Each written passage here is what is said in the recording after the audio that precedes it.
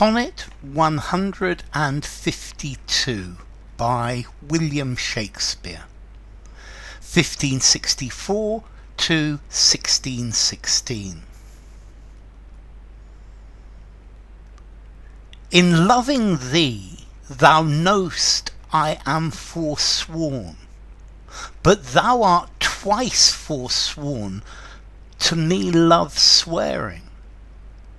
In act thy bed-vow broke, and new faith torn, in vowing new hate after new love bearing. But why of two oaths breached do I accuse thee, when I break 20? I am perjured most, for all my vows are oaths but to misuse thee. And all my honest faith in thee is lost, for I have sworn deep oaths of thy deep kindness, oaths of thy love, thy truth, thy constancy, and to enlighten thee gave eyes to blindness, or made them swear against the thing they see. For I have sworn thee fair, more perjured I, to swear again the truth, so foul a lie. Okay, so this is a sonnet by William Shakespeare. This sonnet is about this love triangle between Shakespeare and the dark lady and the fair youth. The fair youth is a young man who Shakespeare's in love with, and the dark lady is Shakespeare's mistress, who I think the fair youth is in love with as well. The dark lady is an older married lady, and this sonnet is talking about the breaking of vows, and he starts by accusing her of breaking her vows, about cheating on her husband, and then cheating on her husband with Shakespeare, and then cheating on Shakespeare with the fair youth, and he's saying that she's breaking her vows, but then he says, but I'm actually even worse than that. I've broken lots of vows by loving you, by if I swear my love to you, then I'm breaking my vow to the fair youth, and I've broken so many vows. I've perjured my vows. I've broken them, my oaths, by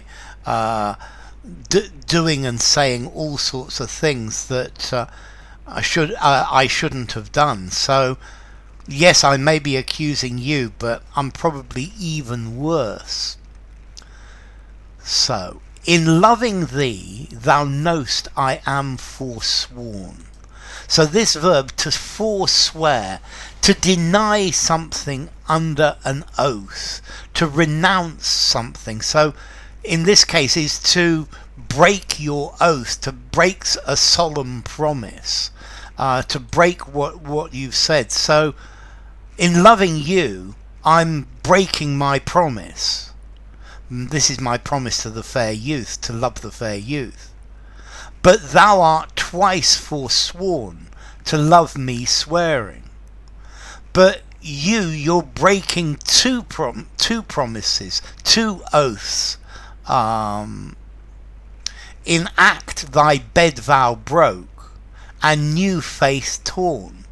So you've broken your vow to be faithful to your husband, to be faithful to your husband, to be faithful in your marriage, not to sleep with other people.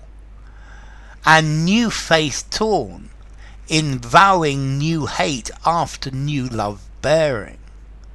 And you've broken your promise to your new lover, me, by promising to hate me after discovering a new love. So Shakespeare's saying you've broken the vow to your husband and by having an affair with me, and then you've broken your vow of love to me by having an affair with the fair youth. But why of 2 oaths breach do I accuse thee? So, but then why am I accusing you of breaking 2 oaths? Yeah, why am I accusing you when I break 20? So when I've broken 20 oaths, I am perjured most. So I am perjured the most. So perjury is when you lie in court, you lie under oath. So he's broken those oaths, and those oaths were lies. They were solemn promises, and he's perjured by breaking his oaths.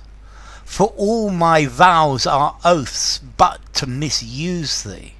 So because of all of the promises I've made are only to misuse thee, to mislead you, to sleep with you, to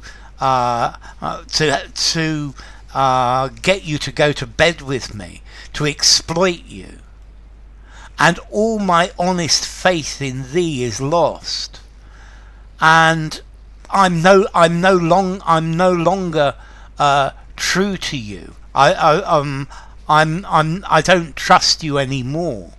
So I'm trying to exploit you, but I think I know what you're like now. For I have sworn deep oaths of thy deep kindness. So I've sworn oaths about how kind you are, how what a wonderful person you are. Oaths of thy love, promises about your love, promises about your truth, your love, truth, and thy constancy, and your faithfulness. And clearly he feels she doesn't love him, she's not kind, she's not true, and she's unfaithful. And to enlighten thee gave eyes to blindness, and to make you look better, to make you seem better in my eyes, I've blinded myself. And this goes back to this idea of his eyes not seeing what they should see, his eyes seeing good characteristics when clearly he knows it's not, his eyes not seeing properly. Or made them swear against the thing they see, or by interpreting the opposite of what I see. Yeah, so by turning a blind eye to the reality of the situation, turning a blind eye to your infidelities. So here he's saying I've even been complicit in this by knowing that the things you're doing, but blinding myself to it, turning a blind eye to it. For I have sworn thee fair. So I've sworn that you are beautiful, that you're good, that you're a lovely person, and more perjured I. So, and I am much more perjured, I'm much more of a liar than you, to swear against the truth so foul a lie, to swear that a lie like that is true, when it's clearly not. So I'm more perjured than you because I've sworn that you're a good person, and clearly I'm a great big liar because I've sworn that it's true that you're fair, and that is clearly such a huge lie that you're a good person, that it means I'm much more perjured than you, that I'm much worse in this than you. So I think Shakespeare here is really understanding the situation. I think his tone is sorrowful, it's resigned to the reality. He's depressed, but he's starting to see the situation more clearly. Okay, so yes, he sees the corruption. He sees the corruption of the bad lady, but it's clear that he is corrupted, or as corrupt as well as corrupt as she is, and that he is losing his immortal soul.